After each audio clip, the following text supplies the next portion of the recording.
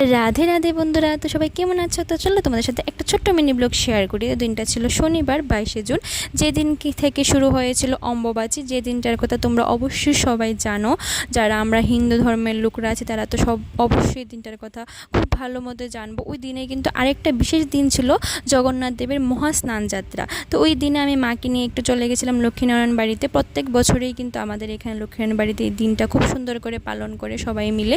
তো আমিও মাকে নিয়ে চলে গেছিলাম। তো মা যাওয়ার সময় একটু আমদুধ নিয়ে গিয়েছিলো, গিয়ে পুজো টুজো দিয়ে সিঁদুর দিয়ে একটু মানে সবাইকে সিঁদুর পরিয়েছিল, মাকেও পরিয়েছিল, মাও অন্যদেরকে পরিয়েছিল। পরিয়ে তারপর একটু পুজো টুজো দিয়ে ধূপকাঠি মোমবাতি জ্বালিয়ে চলে এসেছিলাম বাড়িতে।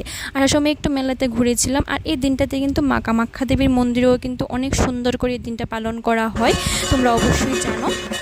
আর জগন্নাথ বাড়িতে কিন্তু যেতে পারিনি, কারণ রাত্র হয়ে গিয়েছিলো তার জন্য। তো চলো আজকের মতো ভিডিওটা এই পর্যন্ত। যদি ভালো লেগে থাকে তাহলে তো অবশ্যই লাইক করবে। টাটা।